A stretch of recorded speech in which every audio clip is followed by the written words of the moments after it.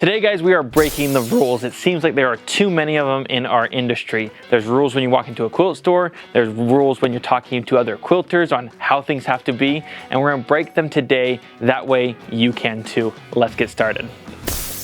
Number one is quilters say you cannot mix your substrates. You can't put cotton and batik together. You can't mix these things up. Now, I'm here to tell you guys that you can. Beautiful Civil War type quilt with wonderful minky on the back. Gives it that fluff, gives it that nice silky touch to it, and it's amazing to have. It's totally okay to mix substrates. Not only that, I'm going to take you over here to show you that not only can you mix minky with quilting cottons, but you can also mix minky with, this is 100% flannel. You can make beautiful quilts with that too. And you can mix minky with batiks. You can also mix cottons with batiks. You can also change it however you like. Enjoy the hobby. It's okay to break this rule. Number two, taking pictures in a quilt store or having videos done in a quilt store. I see it all the time. People come into our quilt store and they're like, is it okay? Can I take a picture of this, that, or the other? We want you to. I want you to come over here, snap pictures of your favorite bolts. That way you remember which ones you want to come in and get. I want you to take pictures of all the quilts and all the inspiration that you're getting. That's what we want. It's okay to break this rule. Now, the reason why this rule exists is because quilt stores are afraid that you're going to come in, like something, take a picture, and then go home and order it online. What I always tell everyone is if you have a product that is, a little bit cheaper online, pay the extra little bit. You're in a quilt store, they're paying for the team members, they're paying for the lights, they're paying for your experience. Pay the extra $1 per yard. It's not gonna kill you. But a lot of times, if you take a picture and it's a reasonable amount, they'll probably match it anyways.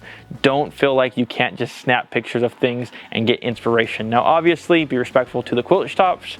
However, this is the modern days. Everyone's walking in with a cell phone. Anyone can snap pictures of whatever they need. And additionally, I hope you do to keep your inspiration going.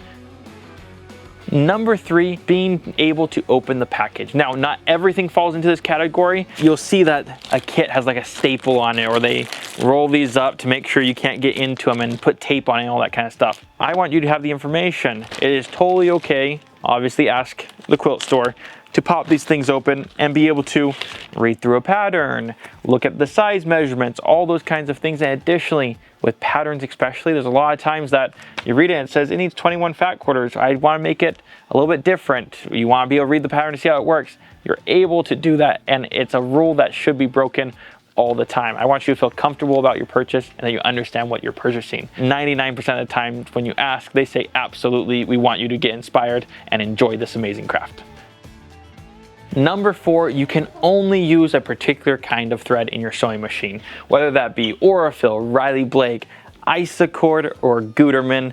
There's always seems to be rules on what has to be used in your particular machine, and that is just not true. Break that rule. Use the one that you enjoy the most. Here at Sawyer Quilting, we use all four of these depending on what we're doing. These spools here are only like 100 yards, so when I'm doing a little bag, I need a little top stitch, I head over to the Gutermann, pick out some, because I only need a little bit to match my project. My embroidery threads, I've used them for embroidery and sewing. Totally cool, depending on what you're doing. As long as you're enjoying your craft, make sure you're using the products that you love the most. Now, if you want to get to the real technical stuff, then you'll be that kind of quilter, and that's totally okay to be. That you're going to only use this for embroidery, you're only going to use this for top stitching, you're only going to use that for piecing your quilts. Totally okay to do, but it's also okay to break the rule. So both sides are totally okay to do. Number five is mixing manufacturers. Now, a lot of quilt stores out there, when you're buying Moda, want you to continue to buy Moda, or Riley Blake, continue to buy Riley Blake. Or maybe you got some friends out there that say, I only do Moda fabrics, or I only do Riley Blake fabrics, or I only do Wyndham fabrics, or Wilmington, whatever one it might be. Too many rules out there. And the reality is this beautiful wall behind me, half of this wall is Moda, the other half of it's Riley Blake, and you can't tell. They're both premium quality products. So pick out what you love, pick out the colors that match. Don't worry too much about the fabric manufacturers themselves. If you just happen to love more Moda stuff more than Wilmington stuff, totally cool, or vice versa. But a lot of times you'll be needing that one little piece. You can look outside the box just a little bit, or pick up a blender that matches, and don't worry about the manufacturer whatsoever. Number six, labels don't actually matter. It seems like we have to identify what kind of sewist we are. I'm a quilter, I'm a bag maker, I'm a crafter, whatever it may be. If you're a quilter and you want to go ahead and make a bag or any kind of bin or tote, you can. You don't have to just fit in that one little category. I always say that I like to sew. We like to make things. A creating outlet is this industry, not quilting specifically. Because I've made lots of things like this, I've made lots of quilts, and even hundreds and hundreds of stuffed animals as well.